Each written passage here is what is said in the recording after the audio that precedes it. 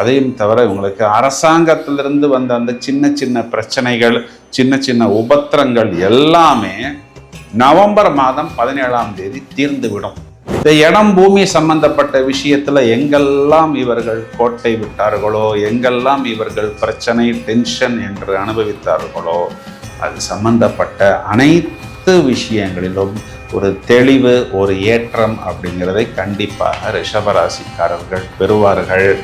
இந்த அனைத்து ப்ளஸ் பாயிண்ட்டுமே கண்டிப்பாக ரிஷபராசிக்காரர்கள் பெறுவார்கள். இது என்ன நம்ம இங்கே கவனமாக இருக்கணும் அப்படின்னா, இது ஒரு ஆக்ஷன் மோடு அப்படின்னு சொல்கிறோம் பார்த்தீங்களா.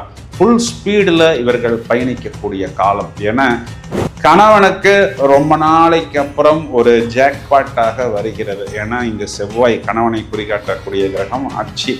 அப்போது அவங்க கொஞ்சம் கணவனை மிஸ்ஸிங், அதாவது கணவன் என் பக்கம் இல்லை என்று வருத்தப்பட வேண்டிய ஒரு சூழ்நிலை என்பது கொஞ்சம் தற்காலிகமாக ஏற்படும். வயதில் மூத்த நபர்களாக இருந்தால், குறிப்பாக அந்த டயபெட்டிக்கு, ஹார்ட் சம்பந்தப்பட்ட ப்ராப்ளம்லாம் இருக்கிறவங்களாக இருந்தால், சுக்கிரன் சொந்த வீட்டில் இருக்கிறதுனால கொஞ்சம் கூடுதல் இந்த உணவு கட்டுப்பாடு எடுத்துக்கொள்வது, ஃபிட்னஸ் போன்ற விஷயங்களில் கொஞ்சம் கூடுதல் கவனம் எடுத்துக்கொள்ள வேண்டும்.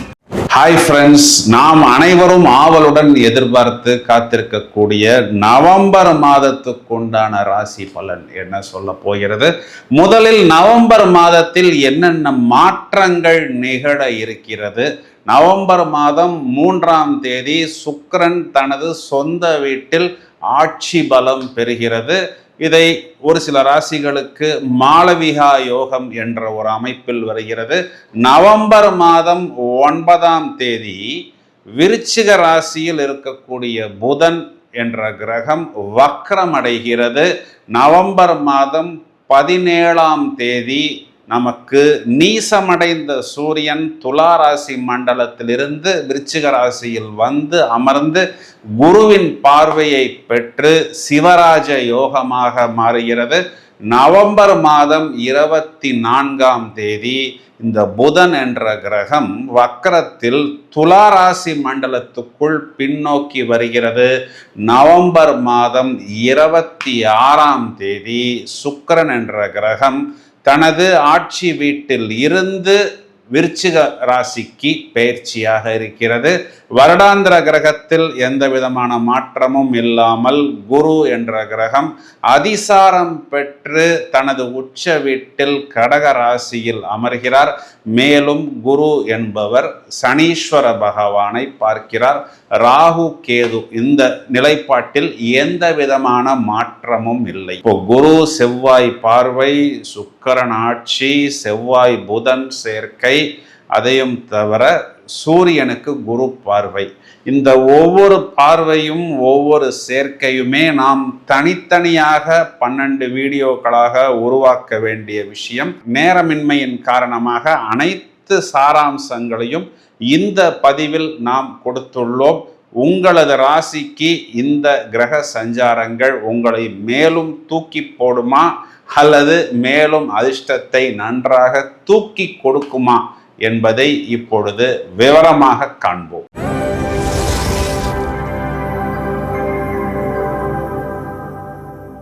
ரிஷபராசிக்கு பலன் சொல்றதுக்கு ரொம்ப நேரமாக காத்து கொண்டிருக்கிறேன். ஏன் அப்படின்னு கேட்டோம்னா, இந்த ராசியாதிபதி நீசம் அடைந்து நிறைய விஷயங்கள் இவர்களுக்கு கை கெட்டினது வாய் கெட்டல. பக்கத்தில் வரைக்கும் எதையோ ஆசை காமிச்சிட்டு அப்படியே வெளியில் போனால் என்ன ஆகுமோ அதற்கு நிகரான பலனைத்தான் இவர்கள் அனுபவித்தார்கள். ஆனால் இப்போ ரிஷபராசிக்காரங்கள்லாம் பொதுவாகவே ஒரு லக்ஸரி, ஒரு ஃபேண்டசி, அப்படியே ஒரு உல்லாச பிரியர்கள், ரொம்ப தோற்றத்தில் ரொம்பவும் ப்ளஸ்ஸாக இருப்பார்கள். ஒரு மாதிரி ஒரு ஃப்ளையிங் மூடிலேயே இருக்கக்கூடிய நபர்கள் அப்படிங்கிறதெல்லாம் போய் கூடுதலான புத்திசாலித்தனத்தை அவர்கள் இது காலகட்டங்கள் வெளிப்படுத்துவார்கள். இந்த புத்திசாலித்தனத்தை எப்படி யூஸ் பண்ணுவாங்க அப்படின்னா, அப்படியே லேசாக சில விஷயங்களை கொடுப்பது போல் கொடுத்து அப்படியே முழுவதுமாக எடுத்துக்கொள்வார்கள். அதாவது ஒரு சின்ன மீனை அப்படியே அந்த தூண்டில்ல போட்டு ஆசை காமிக்கிற மாதிரி காமிச்சு எப்படி ஒரு பெரிய மீனையோ ஒரு பெரிய திமிங்கிலத்தையோ மொத்தமாக நாம் பிடித்து இழுக்கிறோமோ, அதை போல் ஒரு சின்ன வட்டியையோ இல்லை ஒரு சின்ன கடனையோ கொடுப்பது போல், அதாவது திருப்பி கொடுப்பது போல் கொடுத்து ஆப்போசிட் நபரிடம் இருந்து ஒரு வியாபாரத்துக்காக ஒரு பெரிய ஒரு இன்வெஸ்ட்மெண்ட்டை வெகு லாபகமாக இழுத்து கொள்வார்கள். அதுவும் எப்படின்னா, இதுக்கு முன்னாடி பண்ணின தப்ப இந்த தடவை பண்ண மாட்டாங்க. இதுக்கு முன்னாடி என்ன பண்ணினாங்க அப்படின்னா, நாங்கள் வட்டியும் தரோம், உங்களுக்கு ரிட்டர்ன்ஸும் தரோம் அப்படிங்கிற மாதிரியெல்லாம் சொன்னாங்க. இந்த தடவை என்ன பண்ணிடுவாங்க, சார் இன்ட்ரெஸ்ட்லாம் கிடையாது சார், உங்கள் இன்வெஸ்ட்மெண்ட் உங்களோடது, ஒர்க்கிங் என்னோடது, ப்ராஃபிட் ஷேரிங் அப்படிங்கிற அளவுக்கு மிகவும் புத்திசாலித்தனமாக இவர்கள் பேசி விடுவார்கள். சார் எப்படி சார் இதெல்லாம் அப்படின்னு கேட்டால், இந்த ராசியாதிபதியே முதலில் 6ஆம் இடத்தில் போய் அமர்கிறது. அப்போ அந்த 6ஆம் இடம்னா நாம் கடன் எப்படி தீர்க்கணுமோ அதற்குண்டான அமைப்பு. பிறகு ராசியாதிபதியே நிவர்த்தி ஸ்தானத்துக்கு வருகிறது. நிவர்த்தி ஸ்தானம்னு சொல்லக்கூடிய 7ஆம் இடத்தில் இருந்த புதன் ராசியை பார்க்கும் பொழுது ரொம்பவும் புத்திசாலித்தனத்தை கொடுக்கும். பிறகு இதே புதன் 6ஆம் வீட்டுக்கு வந்து 6-7 பரிவர்த்தனையாக அமைவதனால் இது இந்த கடனை திருப்பி கொடுப்பது, அதன் மூலம் ஒரு பெரிய இன்வெஸ்ட்மெண்ட்டை மிகவும் புத்திசாலித்தனமாக நம் பக்கம் ஈர்க்கக்கூடிய அமைப்பாக வரும். ஸோ ரிஷபராசிக்காரர்களுக்கு ரொம்ப நாளைக்கு அப்புறம் இந்த ஃபினான்ஷியல் சம்மந்தப்பட்ட நிறைய விஷயங்களுக்கு ஒரு நல்ல சொல்யூஷன்ஸ் கிடைக்கும். அது ஹோம் லோனாக இருந்தாலும், கார் லோனாக இருந்தாலும், இந்த ஸ்பீடு வட்டி, மீட்ரு வட்டி போன்ற விஷயங்களை எல்லாம் தவிர்த்து ஒரு நல்ல ஒரு டீசெண்டான ஒரு லோன் வாங்கி எதிர்காலத்தை நன்றாக திட்டமிட்டு பிளான் பண்ணக்கூடிய அமைப்பு என்பது இவர்களுக்கு ஏற்படும். இதையும் தவிர இவங்களுக்கு என்ன ஒரு பெரிய ப்ளஸ் பாயிண்ட்னா, 10ஆம் இடம் சொல்லக்கூடிய தொழில் ஸ்தானத்தில் ராகு.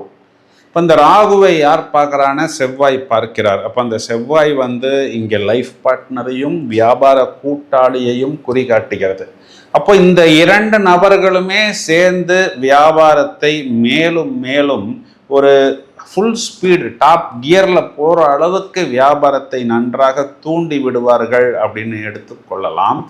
லாபஸ்தானத்தில் இவர்களுக்கு இவர்களுடைய ஜீவனாதிபதி பாக்யாதிபதி சனி அமர்ந்து லாபஸ்தானாதிபதியே சொந்த வீட்டை பார்க்கிறது. இது எல்லாமே இவங்களுக்கு ஒரு பெரிய ப்ளஸ் பாயிண்ட்டு. அதையும் தவிர இவங்களுக்கு அரசாங்கத்திலிருந்து வந்த அந்த சின்ன சின்ன பிரச்சனைகள், சின்ன சின்ன உபத்திரங்கள் எல்லாமே நவம்பர் மாதம் 17ஆம் தேதி தீர்ந்துவிடும். அதுக்கப்புறம் அரசாங்கம் சம்பந்தப்பட்ட விஷயங்களும் இவர்களுக்கு அனுகூலமாக இந்த சிவராஜ யோகத்தின் மூலம் வந்துவிடும். குரு மங்கள யோகம் அப்படிங்கிறது இவங்களுடைய life partner plus business partner மூலமாக ஒரு நல்ல ப்ரொடக்டிவிட்டி, அதாவது அவர்கள் சார்ந்த துறை தொழில் சம்பந்தப்பட்ட விஷயத்திலும் ஒரு வெற்றி அப்படிங்கிறது இவங்களுக்கு ஒரு நல்ல சப்போர்ட்டாக இருக்கும். இந்த இடம் பூமி சம்பந்தப்பட்ட விஷயத்தில் எங்கெல்லாம் இவர்கள் கோட்டை விட்டார்களோ, எங்கெல்லாம் இவர்கள் பிரச்சனை டென்ஷன் என்று அனுபவித்தார்களோ, அது சம்பந்தப்பட்ட அனைத்து விஷயங்களிலும் ஒரு தெளிவு, ஒரு ஏற்றம் அப்படிங்கிறதை கண்டிப்பாக ரிஷபராசிக்காரர்கள் பெறுவார்கள். இதையும் தவிர இவங்களுக்கு அந்த ஒர்க் ஸ்பாட்ல இருந்த நிறைய டென்ஷன், ப்ரெஷர் போன்ற விஷயங்களில்தான் இவர்கள் கிளியர் ஆகக்கூடிய அமைப்பு என்பது இவர்களுக்கு ஏற்படும். குழந்தைகள் சம்பந்தப்பட்ட விஷயத்தில் இவர்கள் ஏதாவது ஒரு விஷயத்தை புத்திசாலித்தனமாக முதலில் யோசிப்பார்கள், பிறகு பின்வாங்குவார்கள். அதற்கு பிறகு வேறொரு விஷயத்தை நாடி போய் அதற்காக கொஞ்சம் கடன் வாங்கினாலும் இவை அனைத்தும் இவர்களுக்கு ஒரு ஆக்கப்பூர்வமான கடனாக மேலும் மேலும் அவர்களுடைய ஒரு வெற்றிக்கு, அவர்களுடைய வாழ்க்கை தரத்தை முன்னேற்றி கொள்வதற்கு ஒரு அஸ்திவார கடனாகத்தான் இருக்கும். இதனால் பெரிய பிரச்சனைகள் என்பது கண்டிப்பாக இவர்களுக்கு ஏற்படாது. இந்த அனைத்து ப்ளஸ் பாயிண்ட்டுமே கண்டிப்பாக ரிஷபராசிக்காரர்கள் பெறுவார்கள். இது என்ன நம்ம இங்கே கவனமாக இருக்கணும் அப்படின்னா, இது ஒரு ஆக்ஷன் மோடு அப்படின்னு சொல்கிறோம் பார்த்தீங்களா. ஃபுல் ஸ்பீடில் இவர்கள் பயணிக்கக்கூடிய காலம். ஏன்னா 7ஆம் இடத்துல புதன், 7ஆம் இடத்துல செவ்வாய், 7ஆம் இடத்துல சூரியன், 7ஆம் இடத்துல சுக்கிரன், சொந்த வீட்டில் சுக்கிரன், புதன் வக்கரமடைந்து 6ஆம் வீட்டுக்கு வருவது. அப்போ போகிற ஸ்பீடில் நாம் சில நேரத்தை சில விஷயத்தை கவனிக்காமல் விட்டு விடுவோம். அந்த இடத்துல மட்டும் கொஞ்சம் கூடுதல் கவனம் எடுத்துக்கொள்வது புத்திசாலித்தனம். இதனை மட்டும் நீங்கள் பத்திரமாக பார்த்து கொள்ளுங்கள். உடல் உஷ்ணம் ஏற்படக்கூடிய அமைப்பு என்பது ஏற்படும்.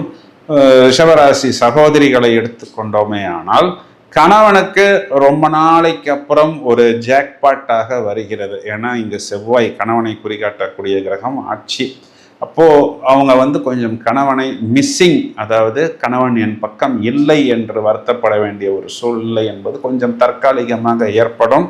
கொஞ்சம் கணவன் சைடிலிருந்து அந்த ஒர்க் ப்ரெஷர் அப்படிங்கிறது வீட்டிலும் குடும்பத்திலும் ரிஃப்ளெக்ட் ஆகும். கொஞ்சம் நீங்கள் இதனை மட்டும் பொறுத்து கொண்டால் அதுவே போதுமானது. வயதில் மூத்த நபர்களாக இருந்தால், குறிப்பாக அந்த டயபெட்டிக்கு, ஹார்ட் சம்மந்தப்பட்ட ப்ராப்ளம்லாம் இருக்கிறவங்களாக இருந்தால், சுக்கிரன் சொந்த வீட்டில் இருக்கிறதுனால கொஞ்சம் கூடுதல் இந்த உணவு கட்டுப்பாடு எடுத்துக்கொள்வது, ஃபிட்னஸ் போன்ற விஷயங்களில் கொஞ்சம் கூடுதல் கவனம் எடுத்துக்கொள்ள வேண்டும். மாணவர்களை எடுத்துக்கொண்டோம்னா கல்வியில் நல்ல தேர்ச்சி அப்படிங்கிறது ஏற்படும். நான் ஏற்கனவே சொன்னது போல் ஏதாவது ஒரு இன்ஸ்டியூட்டோ இல்லை ஒரு கோர்ஸோ நீங்கள் போவதற்கு முன் ரொம்பவும் தீவிரமாக அது சம்பந்தப்பட்ட அனைத்து விஷயங்களையும் கிரகித்து கொண்டு போவது புத்திசாலித்தனம். இதற்கு மட்டும் கொஞ்சம் கூடுதல் கவனம் எடுத்துக்கொண்டால் போதும். இப்பொழுது நான் சொன்ன அந்த அனைத்து யோகங்களுமே, இந்த குரு மங்கள யோகம், சிவராஜ யோகம், சுக்கிரன் 7ஆம் வீட்டுக்கு வருகிறது, மதன கோபால யோகம், இது எல்லாமே இவர்களுக்கு நிறைய ப்ளஸ் பாயிண்ட்ஸை கொடுப்பதற்கு தயாராக இருக்கிறது. ரொம்ப நாளைக்கு அப்புறம் ரிஷபராசிக்காரர்களுக்கு லாபம் அப்படிங்கிற ஒரு அமைப்பில் வருகிறது. இதுவரை இந்த ராசியாதிபதி நீசமடைந்து சுருங்கி போன ரிஷபராசிக்காரர்கள் கண்டிப்பாக ஒரு நல்ல விரிவாக்கத்துக்கு தயாராகி விடுவார்கள் அப்படின்னு சொல்வது தான் நிதர்சனமான உண்மை. நண்பர்களே, மேலும் பல அரிய காணொளிகள் தயாராகி கொண்டிருக்கிறது. இந்த பதிவை உங்களது உறவினர்களுக்கும் நட்பு வட்டாரத்துக்கும் ஷேர் செய்யுங்கள். தொடர்ந்து இணைப்பில் இருங்கள். வாழ்த்துக்கள். நன்றி.